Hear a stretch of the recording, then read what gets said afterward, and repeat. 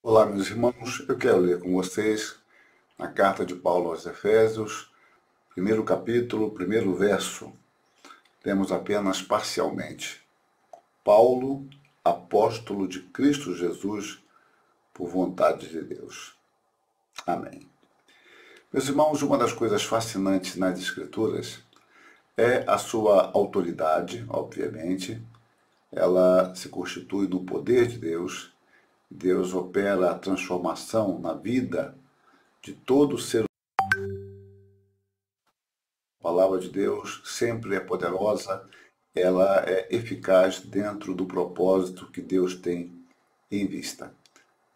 Um outro aspecto que eu quero me deter hoje é na sua origem. A Escritura é de origem divina. O autor primário da Escritura é o próprio Espírito Santo. Toda a Escritura, diz Paulo, é inspirada por Deus.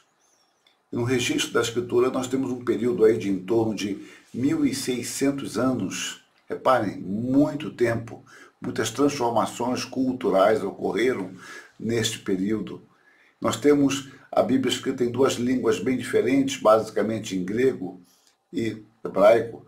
O hebraico muito mais romântico, o grego muito mais preciso, o hebraico mais poético, o grego preocupando-se mais com conceitos. E é claro que essas classificações que eu faço são classificações bastante superficiais, mas apenas para que possamos ter uma noção de alguma distinção existente. Deus se valeu de homens diferentes, em torno de 40 homens, de nacionalidades diferentes, culturas diferentes, em épocas diferentes.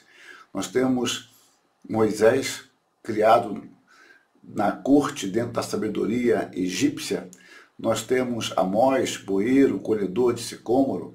Temos Josué, que foi lapidado durante o deserto, convivendo com o povo de dura cerviz e, ao mesmo tempo, acompanhando a Moisés em todos os momentos ali daquela travessia no deserto. Nós temos Isaías, um homem da corte, um homem mais refinado.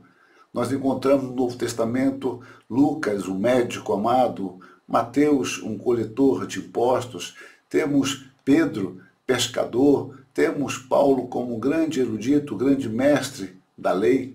São pessoas diferentes, de formação diferente. E Deus se valeu deles para registrarem o que Deus queria, Deus quis e de fato fez. Deus fez registrar totalmente a vontade dele. Mas, curiosamente, Deus, nesse propósito santo de fazer registrar a sua palavra, ele se valeu destes homens. E estes homens têm os seus estilos próprios. O próprio Pedro se refere a Paulo como que alguém que escreveu coisas difíceis conforme a sabedoria que lhe foi dada. Os Salmos nós encontramos a ênfase poética, é um grande livro de cânticos do povo de Israel, e isso tem se estendido à igreja de forma ainda que não exclusiva, mas inclusiva. Os salmos devem ser cantados juntamente com outros cânticos que Deus propicia por meio do uso de seus servos, servos fiéis a Deus, que têm musicado a palavra de Deus e têm musicado também a experiência cristã que parte da palavra. Mas Deus, então, se vale de homens diferentes. E o estilo de cada um é preservado sem que haja erros.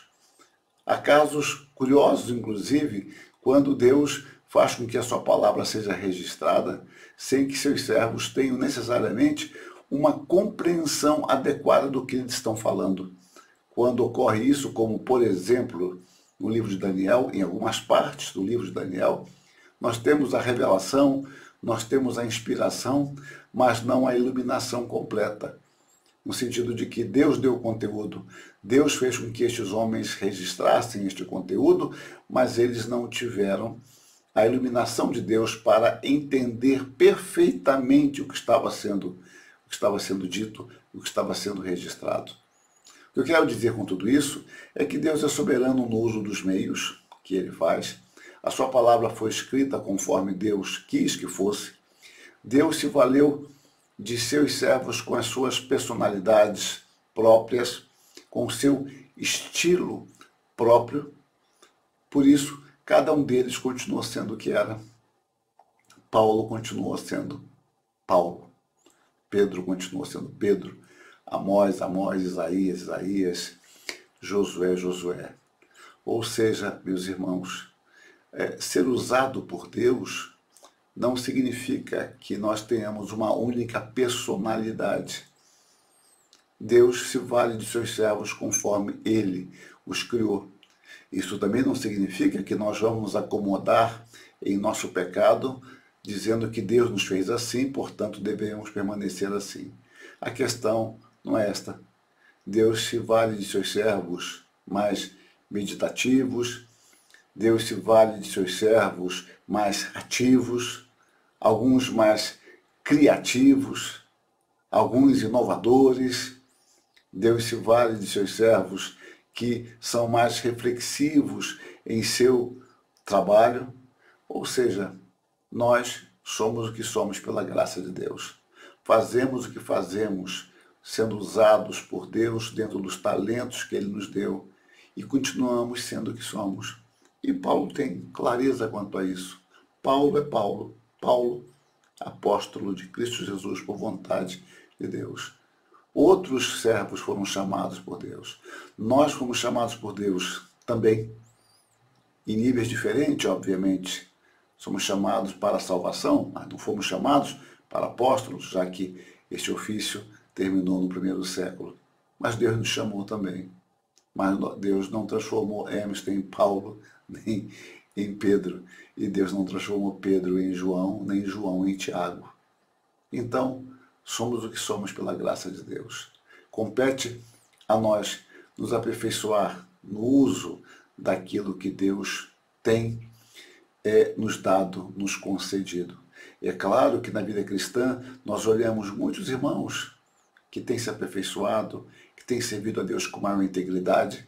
Isso serve de modelo para nós, de inspiração para nós, tendo sempre como modelo máximo o próprio Senhor Jesus Cristo. Mas eu quero dizer também que o fato de sermos o que somos não nos impede, ou pelo menos não deve nos impedir, de aprender com irmãos nossos do passado e do presente, que servem de inspiração, servem para nós de estímulo a continuarmos em nossa caminhada, sabendo que somos Paulo, somos Pedro, somos João, somos Tiago, somos Hermes, no sentido de que nós não fomos despersonalizados. Deus nos usa onde Ele nos colocou. E o grande propósito é que glorifiquemos a Deus com o que Ele nos tem dado. Que Deus mesmo nos dê discernimento quanto a isso.